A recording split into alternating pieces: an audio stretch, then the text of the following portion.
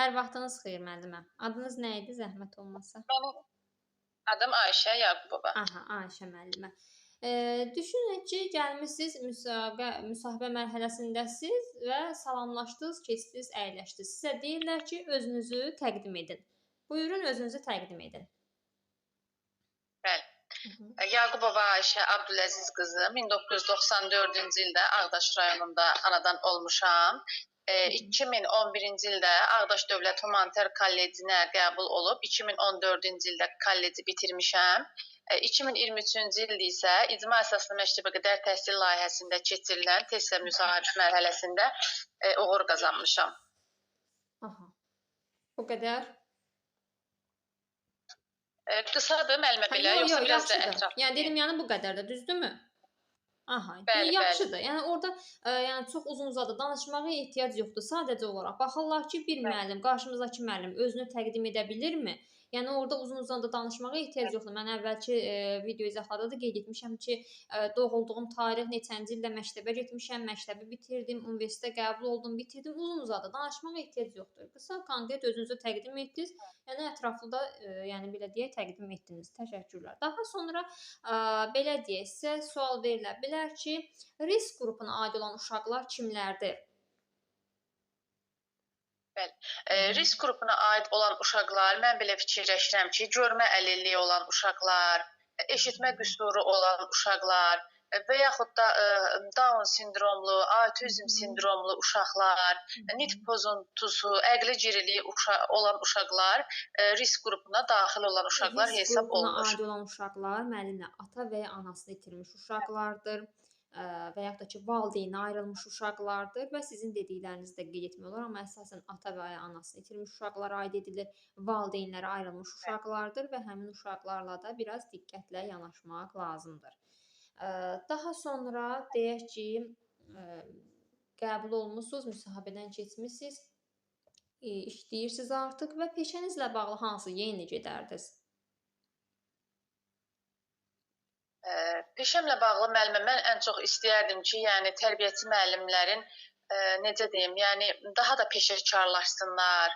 Mən burada məsəl üçün daha çox informasiya, kommunikasiya texnologiyalarından istifadə edərdim və yaxud da burada uşaqların maraqlarını, öyrənmə tərzlərini daha çox nəzərə alardım. 4K bacarıqlarını burada uşaqların daha çox önəm verərdim və yaxud da STEM görüşləri təşkil edərdim. Yaxşıdır. Daha sonra bu il nə ilidir? Bu il konstitusiya və suverenlik ilidir. Aha, doğrudur. Kurikulumun hansı faydaları vardır?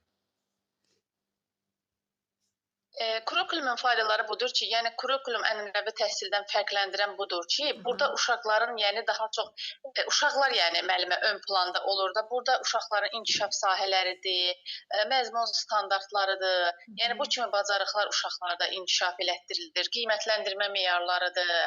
Yəni daha çox uşaqların öyrənməsi. Uşaq önümlü olmasıdır əsasən. Uşaq önümlü olmasıdır. Uşaqların marağı nəzərə alınır, düzdürmü?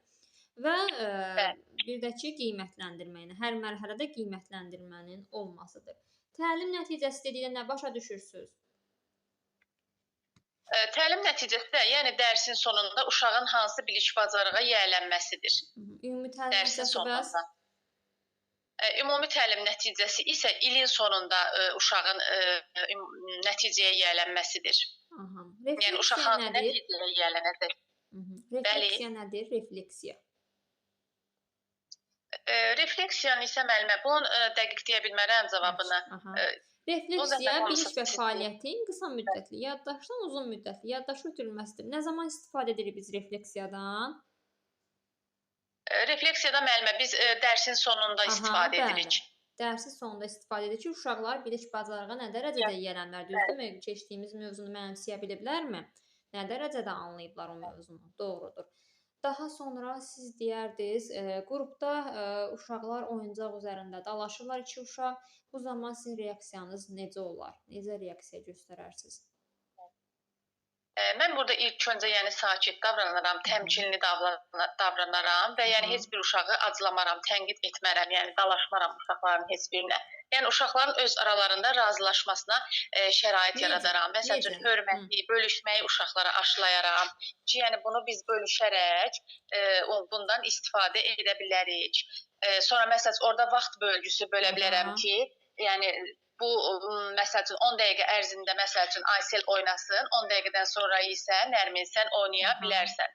Yəni paylaşmağı öyrədərəm uşaqlara. Konfliktlərin həllində yəqin ki, yadınızdadır, konfliktlərin həllində keçmişdi, yəqin siz də bilərsiniz. Nə edirdik? Vəziyyətə sakit yanaşırdıq, hər iki tərəfi dinləyirdik, mübahisənin nə səbəbdən, nə üstü olduğunu aydınlaşdırırıq, düzdürmü? Hər iki tərəfin fikrini dinləyirik və ortaq bir nöqtəyə gəlirdik. Və əgər oyuncaq üzərində də dalaşırsa uşaqlar, bəli, biz deyə bilərik ki, məsələn 10 dəqiqə Aydan sən oyna, 10 dəqiqə Yusif sən oyna. Bu zaman da konflikt yarana bilər ki, birinci Aydana verdim və yaxud da ki, birinci Yusifə verdim. Bu zaman nə edə bilərik biz? Bu zaman müəllimə vaxt taymerindən istifadə edə bilərik. Püşk ata bilərik. Məsələn, yox, onu başa düşdüm. Yəni birinci deyək ki, deyirsiniz ki, 10 dəqiqə Aydan oynasın, 10 dəqiqə Yusif oynasın, düzdür? Birinci verirsiniz Aydana, Yusif deyir, yox, birinci mənə verin. O zaman püşk ata bilərik ki, məsələn də hər hansı bir belə deyək, puldan və yaxud da ki, başqa bir şeydən bu tərəf, məsələn, ağ tərəf düşsə sən birinci oynayarsan və yaxud da ki, qırmızı tərəf düşsə sən oynayarsan. Bu cür yəni vaxtı bölmək lazımdır. Doğrudur. Daha sonra hobbiniz nədir? Bu sualında müəllimə belə bir cavabım yoxdur. Yəni bilmirəm, heç müsahibədə soruşulsa, yəni nə cavab verəcəm, düzü bilmirəm. Belə bir hobbiniz yoxdur. Nə demək olar müəllim? Kitab oxumağı demək, yəni kitab oxumaq çox belə deyək də şablon səslənir. Hər kəs deyir ki, kitab oxumağı. Yaxşı, oradan da sual çıxar ki, axırınızda hansı kitab oxumusunuz? O kitabdan yadda qalan bir mətni deyə bilərsinizmi? Bir hissəni deyə bilərsinizmi? Müxtəlif hobbilər ola bilər. Müəllimə, səslərə diqqət edək, zəhmət olmasa. Birinin məsələn bir əl işi ola bilər, toxumağı ola bilər. Başqa bir bəli. Bir dəqiqə səslərə baxım, kimin səs açıqdır burada. Hə, buyurun müəllimə, deyin, nəsə deyirdiniz? Xeyr, müəllimə, qulaq asdırdım sizə. Yəni, məsələn, əl işi ola bilər, birinin toxuma bacarığı ola bilər, digərinin, məsələn, kolleksiya yığma bir hobbisi ola bilər, müxtəlif ola bilər, bəli. Yəni, hər kəsdə fərqli ola bilər. Sizin də mütləq bir hobbiniz var. Güllərə məsəl üçün qulluq etməyi suçlayıram, yəni bunu deyə bilərəm. Necə? Güllərə qulluq etməyi sevirəm. Güllərə qulluq edirəm, çox sevirəm gülləri, məsələn, evdə hər güldən vardır, bu cür deyə bilərsiniz. Təşəkkürlər müəllimə, çox sağ olun. Sağ olun müəllimə. Müəllimə, siz də belə cavab verib, yəni keçə bilərəm müsahibəyə. Yaxşı verdiniz cavabları, bəli müəllimə, yəni normal cavablar verdiniz də hər birinə, uyğun olaraq variantları qeyd etdiniz. İnşallah keçərsiniz, narahat olmayın. Çox sağ olun. Sağ olun. Daha sonra müəllimə, kimlər istəyirsə, baxın, kimin səs açılır burada. Müəllimə, mən boşluğum. Olar, əlbəttə ki, buyurun. Özünüzü təqdim edərdiniz, sonra başlayaq. Mən Lamiyə Nuriyeva Nahid qızı 2017-2021-ci illərdə Azərbaycan Dövlət Pedaqoji Universitetinin nəzdində Azərbaycan Dövlət Pedaqoji Kollecində ailə və ev təhsili ixtisasında təhsil almışam. 2021-ci ildə Sabirabad rayon Kovlar kənd üzrə keçirilən icma layihəsinə qəbul prosesində iştirak edərək icma əsaslı məktəbəqədər təhsil müəssisəsinə tərbiyəçi müəllim kimi qəbul olmuşam. 2021-ci ildə həmçinin həmin layihəni təşkil etdiyi bir çox təlimlərdə iştirak etmişəm. Azərbaycan Dövlət Pedaqoji Universitetində bir aylıq pedaqoji təlimdə olmuşam. Bütün təcrübəmi bu təlimlərdən qazanmışam. Gözəl əməkdaşlıqlarımız olub. Həmçinin icma layihəsində də yeni təcrübələr qazanmışam və 2025-ci ildə keçirilən qəbul prosesində iştirak edərək 39 bal toplayaraq müəllimlərin işə qəbulu üzrə uğur qazanmışam. Balınızı deməsəniz də olar, narahat olun. Orada zaten bütün hər şey onların qarşısında olur. Sizin balınız da, hər bir şey onlarda olur. Yəni bal deməyə də ehtiyac yoxdur. Bir də dediniz ki, ailə və ev təhsilini bitirmisiniz, düzdürmü? Düzdür? Bəli, müəllimə. Ailə və ev təhsili. Bu illəri çünki bir çox ailə və ev təhsili bitirənlərə belə deyək də inkar gəlmişdi. Ona görə belə soruşdum ki, sizdən ailə və ev təhsilini bitirmisiniz və siz təsdiq olundunuz, düzdür? İmtahanda da iştirak etmisiniz. Bəli, müəllimə, belə deyim də, 2021-ci ildən sonra olan məzunlara Aha. imtina gəldi. Amma 2021-dən əvvəlki Aha. məzunların hamısına təsdiq gəldi demək olar ki. Çox gözəl. Çünki bir çoxuna gəlmişdi, yəni qəbul etməmişlər onları. Ona görə soruşdum sizdən. Çox gözəl, çox əla. Sizin hobbiniz nədir? Mənim hobbim Hı -hı. şirniyyat bişirməyi çox Aha. sevirəm. Yəni həmişə Əla. bir yəni o Məndə sahəyə də hobbi marağım var. olub. Ona görə, eynən. Hə? Məndə də elədir. Hobbim yəni şirniyyat bişirməkdir. Çox Yəni bütün gün sevirəm. bişirsəm, Yəni yəni belə deyim, yorulmuram. bəli, müəllimə, yəni Aha. öz bişirdiyimi çox yemirəm, amma yəni bir terapi kimi, yəni Bəli. özümü xoşbəxt hiss Gözəl. edirəm bu Əla. şey edəndə. Aha, qəşəng.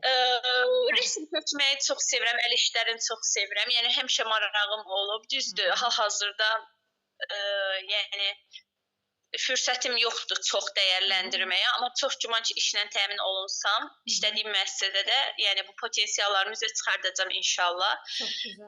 Əl işlərini çox sevirəm. Hı -hı. Yəni kifayət Musiqi edər. Elə dinləməyi ikisini çox desəz sevirəm. kifayət edər, bəs eləyər. Deyək ki, valideyn deyir ki, günorta bilirsiniz ki, uşaqlar yatırma vaxtıdır. Deyir ki, mənim uşağımı yatızdırmayın. Məsələn, axşam yuxusu gəlmir.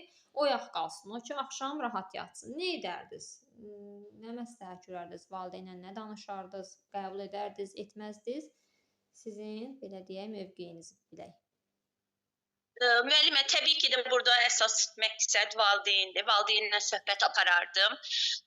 Gün rejimini başa salardım. Yəni rejimin nə qədər uşaq üçün önəmli olduğunu, günorta yuxusunun nə qədər önəmli olduğunu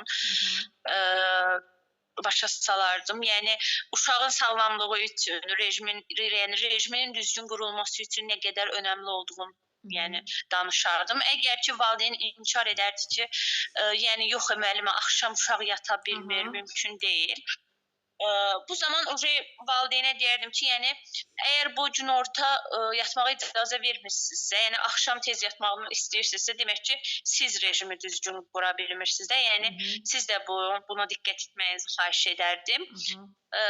Yəni valideynlə bərabər bu işi aparardım. Yəni çalışardım ki, daim diqqətimdə saxlayım, valideynlə danışım belə deyim. Heç bir halda yəni uşağı belə deyək də günorta yuxusundan ayırmazdınız, düzdür?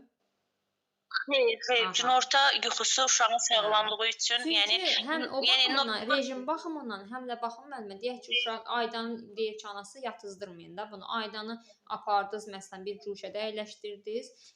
O birisi uşaq deyir ki, mən də yatmaq istəmirəm. Onun da valideyn deyir ki, hə, onda mənim də uşağım yatmasın. Belə-belə, yəni bir konflikt yarana bilər də müəssisədə, düzdürmü? O uşaq yatmırsa, mən də yatmıram. O birisi yatmırsa, mən də oyaq qalıram. Bir uşağa görə. Bəli.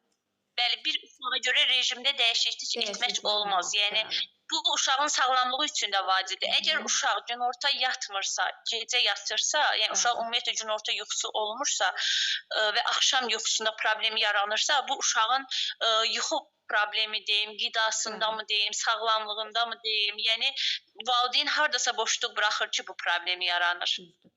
Yəni ona görə bunu valideynlə həll edərdim. Düzdür. Doğru cavabladınız. Konstruktiv rəy nədir müəllimə? Konstruktiv rəy müəllimin yəni konstruktiv müəllimin rəyi idi müəllimə. Aha. Necə bir rəy idi o konstruktiv rəy? Müəllimin müsbət rəyi idi. Aha, müsbət rəydir. Destruktiv rəy nə idi bəs? O mənfi. Biz bilirik ki, şəxsi inkişafın izlənməsində formativ qiymətləndirmədə biz rəydən də istifadə edirik. Düzdürmü? Konstruktiv və destruktiv rəy olur. Konstruktiv rəy necə? Gələcəyə yönəlik olmalıdır. İstiqamət verməliyik. Düzdürmü? Birinci mənfiləri qeyd edirik, sonra uşaqda müsbətləri də qeyd etməliyik. Düzdürmü? Yəni deyək ki, uşağa 5 dənə belə deyə də məsələ vermişik. Uşaq 3-ünü düz həll edib, ikisini yanlış edib. Deyirik ki, 3-ünü düz həll etmisən. Bu gözəldir. Bax, ikisini də qaydanı xatırlayıb yenidən edə bilərsən. Destruktiv rəy isə keçmişə yönəlik rəydir. Deyək ki, 1 ay bundan əvvəl, 2 həftə bundan əvvəl bir tədbir keçirtmişik. Yeni il tədbiri olar, Novruz bayramı tədbiri ola bilər, başqa bir tədbir olar. Uşaq orada şeir deyir və yaxud da ki, mahnı oxuyub, çaşıb da uşaq da. Məsələn, şeir deyərkən, mahnı oxuyarkən Biz bir ay, bir həftə keçib üstünə deyək ki, sən orada niyə çaşdın Aydan və yaxud da ki, Əsmər, sən orada niyə çaşdın belə? Artıq keçib də bu. Yəni onun nə faydası olacaq uşağa? Heç bir faydası olmayacaq. Ona görə də biz yəni keçmişə yönəliş rəy verməli deyilik. Uşağa gələcəyə yönəliş rəy verməli, istiqamətləndirməliyik onu, müsbət rəy verməliyik. Düzdür? Aha. Deyək ki, qrupa yeni bir uşaq gəlib, ağlayır. Nə edərdiniz? Bu zaman təbii ki, uşaq ilk bağçaya gəlirsə və ağlayırsa, təbii ki, uşağın sosiallıq problemi var. Yəni sosiallıq problemi olmasa da uşaqdır. Yəni yeni bir mühitə qoşulur. O uşaq üçün çox belə nəhəng, qorxunc bir şey kimi gəlir. Ona görə uşaqla uşaqlar arasında və müəllim arasında ilk öncə güvən hissi yaranmalıdır.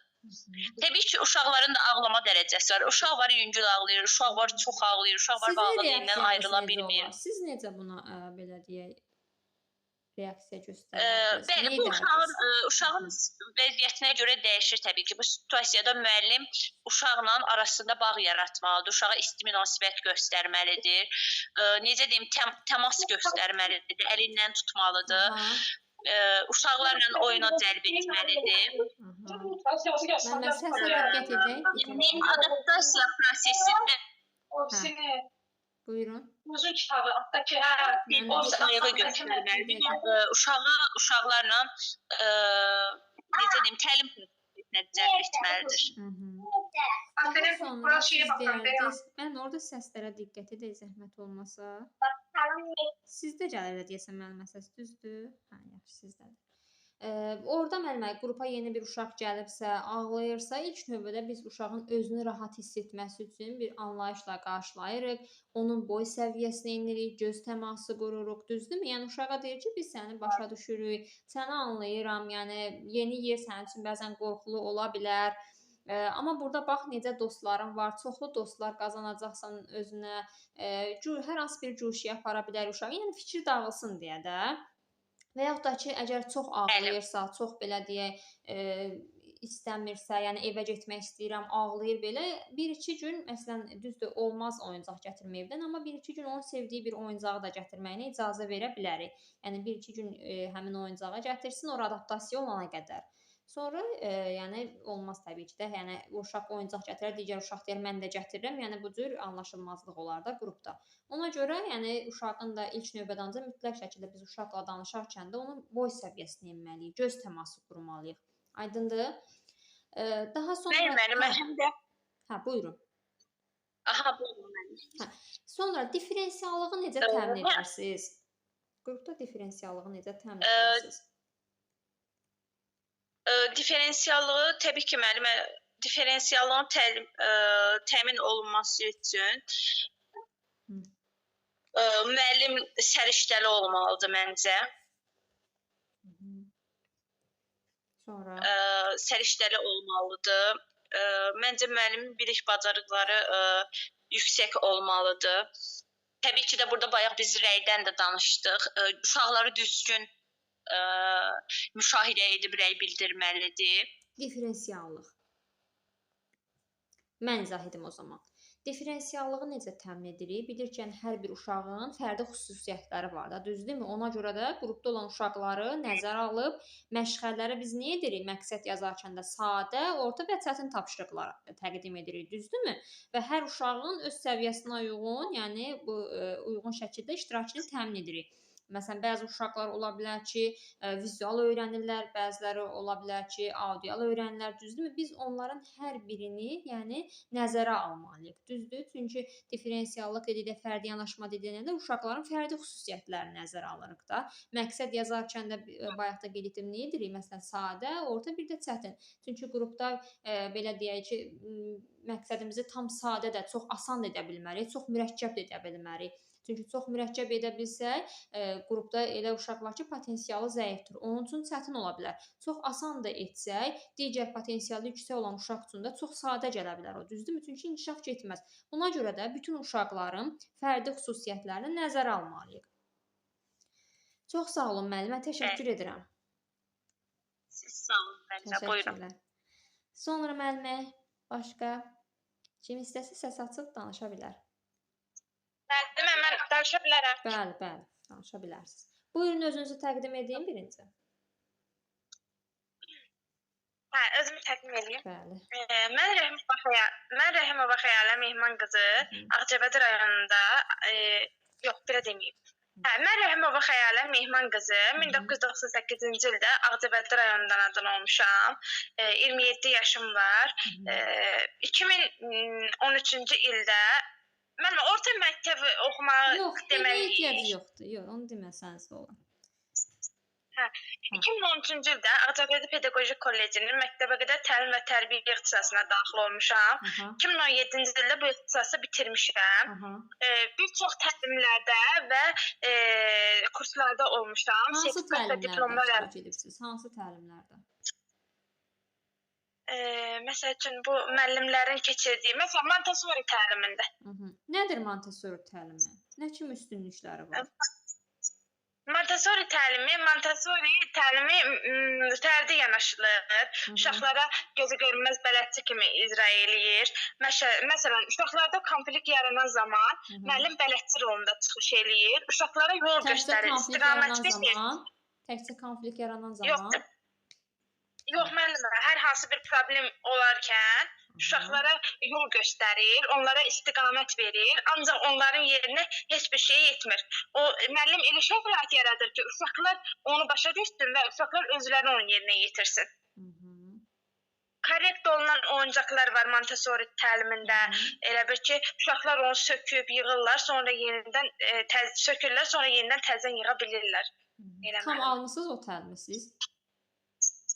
Bəli, müəllimə. Tam almısınız o təlimi? Bəli, bəli. Gözəl. Tam yoxdur. Elə bir ki, tam yoxdur. Elə bir ki, bir dəfəlik olur da, bir günlük olur. Bir dəfə. Başqa hansı təlimlərdə iştirak etmisiniz? Müəllimə, çünki oradan sizə sual verə bilərlər, ona görə soruşdum. Məsələn, Montessori təlimin bir materialın adını çəkə bilərəm ki, siz o materialdan danışa bilərsiniz. Ona görə dedim ki, yəni tam təlim alıbsınız, yoxsa çünki orada desəniz ki, Montessori təlim almışam, orada sizə yəni təlimə aid olan bir sual verə bilərlər, bilməsəniz də, yəni sizin üçün çətin an yaşayarsınız. Ona görə dedim. Aha. Onda deməyim də, təlimlərə qoşulmuşam. Bilirsinizsə, məlumatınız varsa, materiallar haqqında, məqsədi haqqında, belə deyək, üstünlükləri haqqında adını çəkə bilərsiniz. Yox, tam məlumatınız yoxdursa, bilmirsinizsə, belə deyim, mən sizə desəm ki, yaş qruplarını deyə bilərsiniz Montessori təlimində neçə yaş qrupuna ayrılır? 0-3-6 yaş. Yox, 3-6 yaşa ayrılmır, 4 qrupa ayrılır. Ona görə yəni tam öyrənərsiniz onu, sonra adını çəkə bilərsiniz orada. Yaxşı, siz deyərdiniz, diaqnostik qiymətləndirmə aparmaq müəllimin işinə necə təsir edir? Diaqnostik qiymətləndirmə aparmaq, diaqnostik qiymətləndirmə müəllimin diaqnostik qiymətləndirməsi, yoxsa uşağa diaqnostik qiymətləndirmə? Müəllim diaqnostik qiymətləndirmə aparır da, ilkin qiymətləndirmə aparır. Müəllimə, uşağa, müəllimə nə kimi təsiri var bunun? Diaqnostik qiymətləndirmə ilkin qiymətləndirmədir. Elə bir ki, uşaq qrupa daxil olan gündən müəllimə uşağa diaqnostik qiymətləndirmə aparır. Diaqnostik qiymətləndirmədə uşağın meyli, marağı, yəni uşaq yönümlüdür diaqnostik qiymətləndirmə. Sonra diaqnostik qiymətləndirmədə müəllimə bir də var idi. Diaqnostik qiymətləndirmə idi müəllimə, orada çevik parametrlər idi. Nə idi müəllimə? Çevik dəyişiklik aparır. Çevik dəyişikliyi nə kimi başa düşürsünüz onu? Çevik dəyişikliklər aparır müəllimə. Uşaq elə bir ki, müəllimə bildiyinə... Neçə bal toplamısınız, əgər sir deyilsə? Müəllimə 40. 40 bal toplamısınız, yaxşı. Çevik dəyişiklik dedikdə nə başa düşülür? Yadımdan çıxıbdır müəllim. Diaqnostik qiymətləndirmə aparmaq müəllimin işinə necə təsir edir? Məsələn, mənə şagirdlərin bilik bacarıq səviyyəsini öyrənməkdə, dərsin planlaşdırılmasında, fərdi yanaşmada, yəni dəstək göstərmək üçün ən yaxın bir köməkçidir. Biz orada deyirdik diaqnostik qiymətləndirmədə, yəni ilkin qiymətləndirmədir. Ya mən belə deyək ki, işə qəbul olmuşam, ilk dərs günü uşaqları qiymətləndirirəm, diaqnostik qiymətləndirmə aparıram, düzdürmü? Və yaxud da ki, artıq neçə aydır işləyirəm, qrupa yeni bir uşaq gəlib. O zaman da mən uşaq üçün diaqnostik qiymətləndirmə aparıram. Dünya görüşü barəsində ailəsi haqqında məlumat alıram, özü haqqında məlumat alıram. Daha sonra əgər uşağa deyək ki, dərsimizdə məsələn iş forması, iş üsullarını seçmişəm, məsələn müzakirədə suallar seçmişəm, baxıram ki, uşağa yox, bunu dəyişdirirəm, məsələn də edirəm, başqa bir iş üsulunu seçirəm, əqli hücumu seçirəm məsələn, başqa bir iş forması seçirəm. Uşaq məsələn qrupa tam adaptasiya olmasa, fərdi işi seçirəm. Aydındır? Bax, bu planda çevik dəyişiklik dedikdə bu nəzərdə tutulur. İş forması, iş üsulu. Aydındır? Bəli, bəli. Aha. Vətən müharibəsi nə zaman başladı, nə zaman bitdi? 27 sentyabr Neçənci il? başladı. 27 sentyabr 27 sentyabr 2000 Seyray Allah yadımdan çıxdı. Bəs nə zaman bitdi? Mütləq bilin, Mütləq bilin. Heç orada soruşulmasa belə bunu mütləq bilmək lazımdır. Bunu heç orada soruşulmasa belə hər kəs mütləq şəkildə bilməlidir. Yaxşı, kim cavab verə bilər bu suala?